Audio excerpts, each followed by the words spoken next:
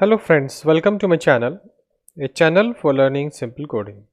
If you find this video to be helpful, please like, share and subscribe my channel.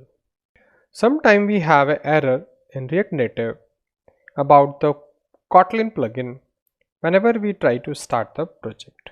For example, suppose I try to start npx React Native run Android like this. So while we are executing this project, running this project, we will have a error message about the Kotlin plugin. The error message is the Kotlin Gradle plugin was loaded multiple times in different sub projects. That will give an error. Then I show you this error here. Project is starting. You see emulator is also coming. Now you see the error. Kotlin Gradle plugin was loaded multiple times in different sub-project which is not supported may break the build. You see that this kind of error we will have, and this is coming here because I'm using here React Native gesture handler and React Native screen. You may have some other problem also, some other kind of plugin it may show, but the problem is that this Kotlin is depend on the Java version 1.8.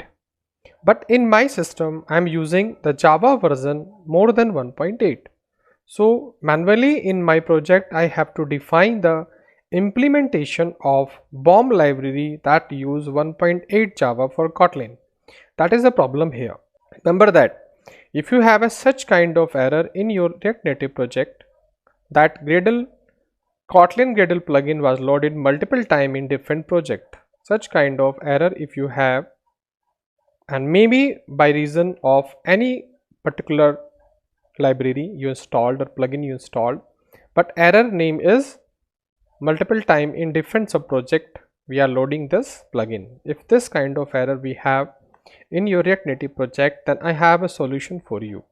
The solution is very simple, that you have to add this plugin BOM library of 1.8 Kotlin BOM library 1.8 Java, this library to your React Native project.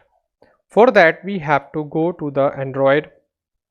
Under the Android, in the app folder we have the build.gradle file. Remember that under the Android folder directly we have the Gradle file, but we don't want to go in a outer Gradle file. We have to go into the app folder. Under this we have a build.gradle file.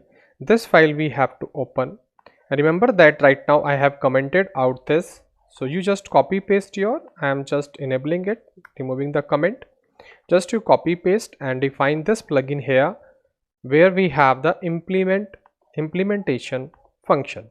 So under this implementation we use platform, and under this we are passing this org.jetbrain Kotlin BOM library that is required to remove this error. Remember this we want to add here. Like other plugins are installed, same type of this we have to copy paste this library also. After that just I close this project, remember, and I just clear also a screen. Once again I try to execute, and you will see that now this time no error will come about the repetition of plugin. So it will start again, and you will see that there is no error at this time because we have implemented the Kotlin 1.8 BOM library that is required to run this project.